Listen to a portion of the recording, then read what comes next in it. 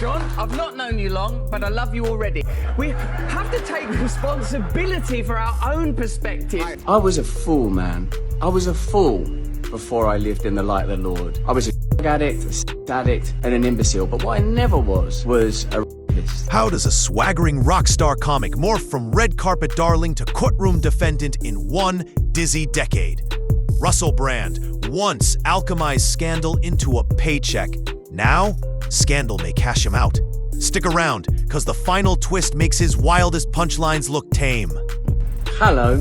Firstly, thank you for these incredible and overwhelming messages of support. Speaking particularly to those of you that are watching this in the UK, how do you feel about your legal system right now? How do you feel about some of the high-profile cases that are not being pursued and prosecuted? How do you feel that the Southport murders were handled? How do you feel about the government of Keir Starmer? Picture London, 2002.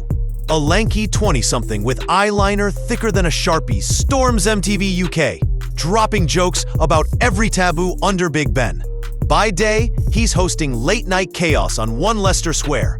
By night, he's a walking tabloid headline bragging about a triple-digit body count and sex addict therapy sessions that never quite take.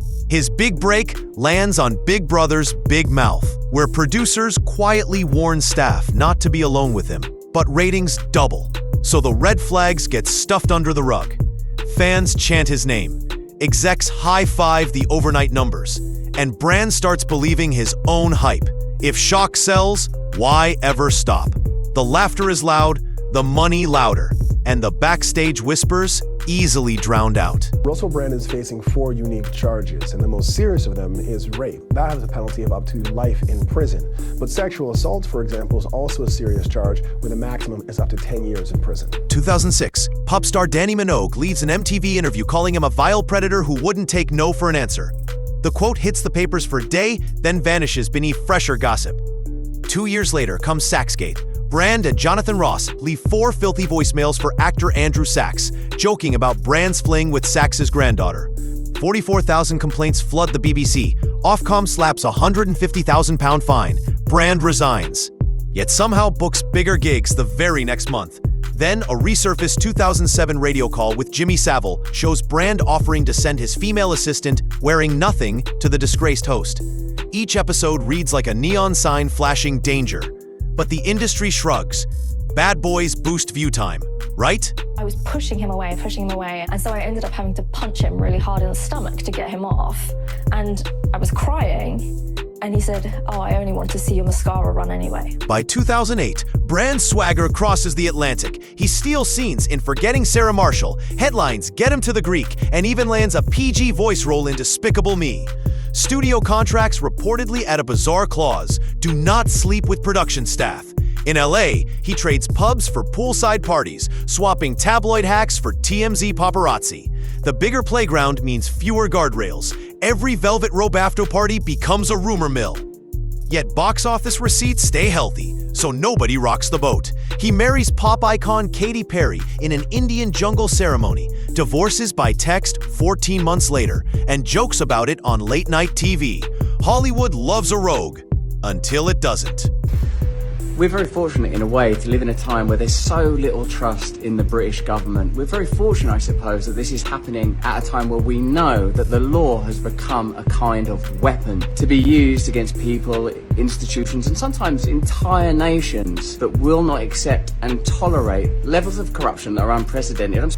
I've never engaged in non-consensual activity. I pray that you can see that by looking in my eyes. Sobriety brings a rebrand. Out with hard drugs, in with hard opinions. Brand tours rehab centers, plugs meditation, and shockingly endorses Labour leader Ed Miliband during the 2015 UK election, telling millions of apathetic viewers to vote. For a moment, he's the left's scruffy messiah. But during the pandemic, his YouTube channel swerves into rabbit holes. Big Pharma puppet masters, WHO technocratic agenda, 5G mind control. YouTube slaps him with misinformation strikes and eventually demonetizes the channel in 2023. Elon Musk leaps into the fray, tweeting that Brand is balanced and insightful and accusing legacy media of a witch hunt. The comedian reframes himself as a martyr for dangerous ideas, raking in fresh followers on Rumble and Telegram. It's unclear as to whether or not the same 4 individuals who are a part of this criminal complaint would be the same that we learned about in the 2023 documentary. And the reason for that is in the documentary, the timeline is anywhere between 2006 to 2013. But what the CPS has put out is that the time frame there is from 1999 to 2005. And so could it be the same people? Yes. Amidst this litany of astonishing, rather baroque attacks are some very serious allegations that I absolutely refute. During that time of promiscuity, the relationships I had were absolutely always consensual. September 2023, the Sunday Times and Channel 4's Dispatches drop a joint investigation titled Russell Brand in Plain Sight. Multiple women, some anonymous, some on camera, detail grooming, coercion, and violent intimacy spanning 1999 to 2013. One accuser, age 16 at the time, claims Brand controlled her movements and knew explicit images would be illegal. Industry insiders, like comedian Daniel Sloss, say the behavior was an open secret. Within 48 hours, Brand's talent agency cuts ties, a nationwide tour is postponed, and YouTube yanks ad revenue. Brand denies everything in a 3-minute video, insisting all encounters were consensual and blaming a coordinated media attack.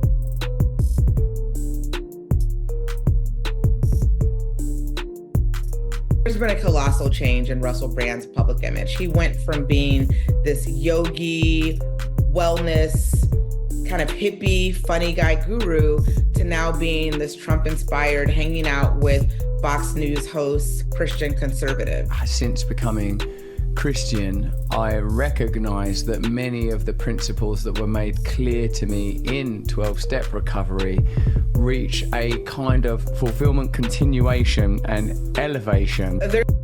I don't know. He might have been. He might have been. I don't know. I know he says, I've never been that. I was a drug addict. I was a sex addict. I was completely out of my mind. Well, if you tell me all those things, then you tell me you might have committed a crime. Brand's rebuttal videos rack up millions of views. Influencers Andrew Tate and Tucker Carlson shout solidarity. Musk doubles down. Hashtags stand with Russell and hashtag media smear trend on X. While survivors' advocates fire back, Scotland Yard quietly launches Operation U-Tree 2, an echo of the Savile probe to sift decades of complaints.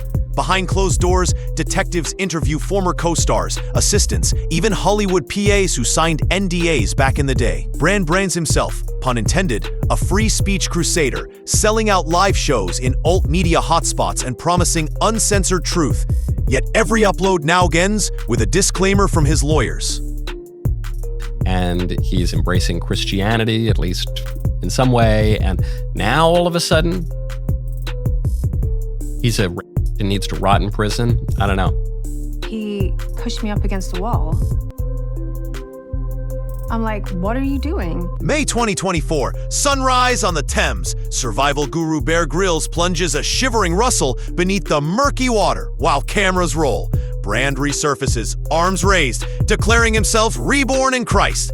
Christian TikTok rejoices, Twitter memes compare the river to an industrial disinfectant. Weeks later, Brand pops up hawking a $240 LifeTune Flex amulet, claiming it blocks evil Wi-Fi energies in a 21-foot radius, conveniently not affecting your phone. Scientists call it snake oil. Brand calls it vibrational wellness. Critics see a man monetizing paranoia. Disciples see proof that big tech fears his vibe. Either way, the merch sells out in 48 hours. April 4th, 2025, the Metropolitan Police announce 5 criminal counts: rape, indecent assault, oral coercion, plus 2 sexual assaults, linked to 4 women between 1999 and 2005. Brand must appear at Westminster Magistrates Court on May 2nd. UK contempt of court rules now gag pundits from speculating. But in the US, Brand schedules a Florida college talk titled Thinking Without Permission. His lawyer hints at politically motivated prosecution. Prosecutors say the evidence speaks for itself. Reporters brace for a trial that could mirror the cultural earthquake of the Savile scandal.